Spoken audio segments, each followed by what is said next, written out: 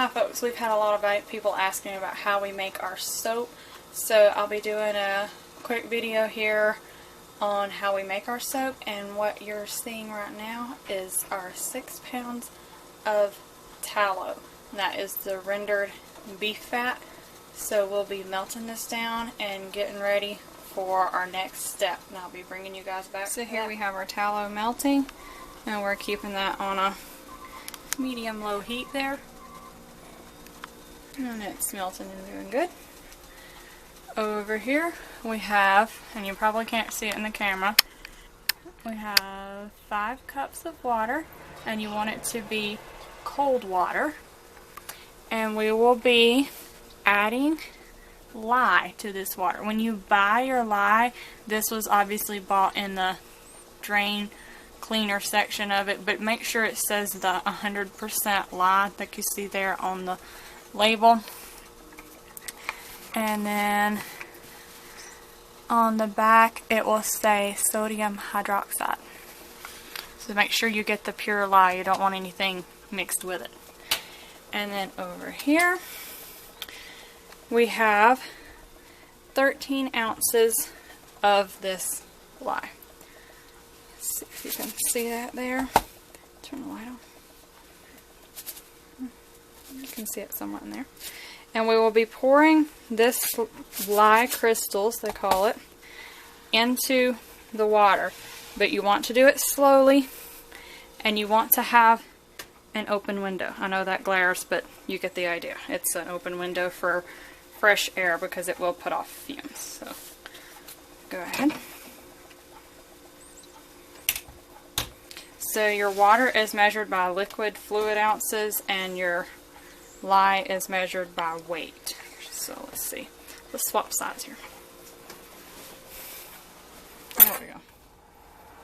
So she adds a little bit of lye. You can tell how slowly she's adding. It's just a sprinkle at a time, because as you add this, it will get hot. And you stir as you go.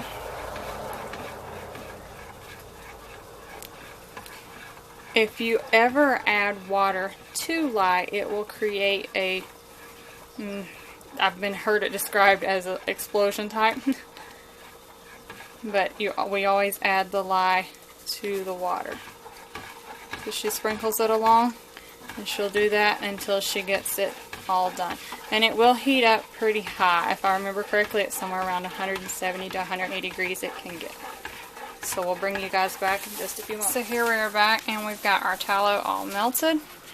And you can't see it in the camera, I'm sorry, but it's reading about 144 degrees. We are wanting to cool it down to about 125.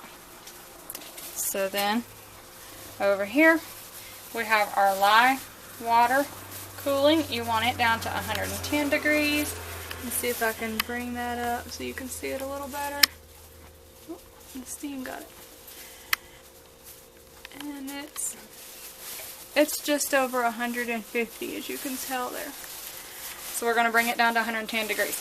One thing I do want to say here is recommended that when you're handling lye that you wear gloves, goggles, and other protective gear. We are not responsible if you choose not to wear that protective gear. You assume all risk. Another thing is, if you do perchance get lye on you, get medical attention. But something that can help is just some plain white vinegar. It can help neutralize the acid on your skin and prevent major damage as much as possible. So we have used the vinegar, and it does help. But like I said, you assume all risk for whatever you do.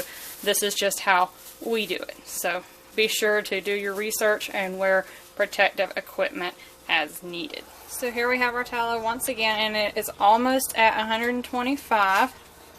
And then over here we have our cup of lye water setting in another pan with cold water around it to help cool that off. We usually always do that. Sometimes we do ice.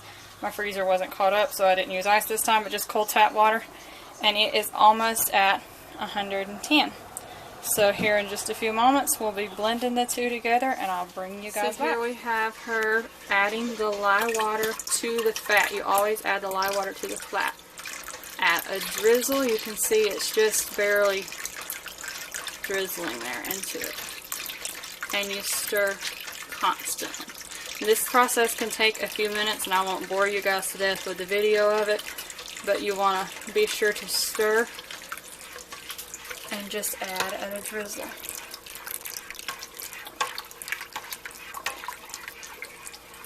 You can see it turning a more milky white color there. So we'll add all of this at a drizzle. Keep stirring. Okay, so here we are, and that is our stick blender, and we are going to mix this until it gets to a trace. And we have did this before with our spoon and just stirred it, and that normally takes, you know, sometimes 30 minutes or so, 20 to 30. With the stick blender, you do it in 10 minutes or less. So we'll do that, and I'll bring you guys back to see the trace. And here we are at a trace, and I'm not sure you can pick that up on the camera, but when you look at it at an angle, it just barely leaves something across the top. That turns out your best soap. So here we are, and all these are our casserole dishes lined with grocery bags. And this is just a cheap way we have made soap molds, and has worked for us for many years. So we found out that these pans, 3 pans, hold an entire batch of soap for us.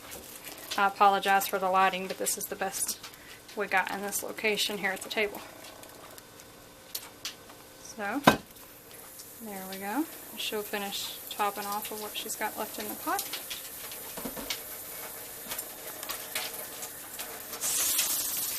Now you can see it a little bit better there.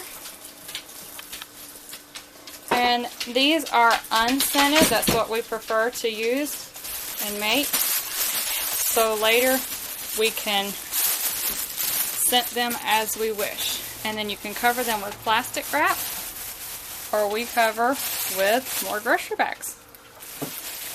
So there we put the rubber band on it. And we'll do each one this way. And then we will set them on the towel. And when we get done putting the plastic on there and putting each one on the towel, then we will cover it with more bath towels to help keep the heat in and do good saponification. So there goes another one. And the last one. If anyone tries it, we did learn from experience, always turn your bags wrong side out. Or the ink will get on your soap and it can still be used, but it doesn't look near as pretty. So that is something to watch out for. If you try this way, yeah, do it wrong side out. So there goes one towel, and that is double thick. Here goes the next towel. Double thickness again. And the third towel, double thickness. So we'll let these rest for 24 hours. We'll come back tomorrow evening, and we will slice these up and show you guys how they look. So here we are. We're taking the soap out of our molds. Oh, let it focus there. And that was the big mold. And we will slice this. We sliced it in half one way and then slice into 1-inch bars the other way. So there she goes.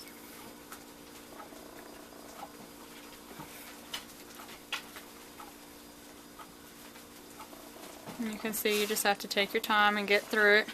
It's not hard, but it's thick. So.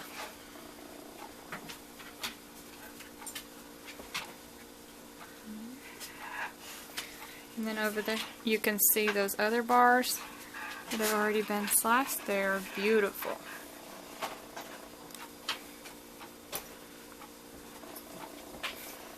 So can we see the inside of that when you get done?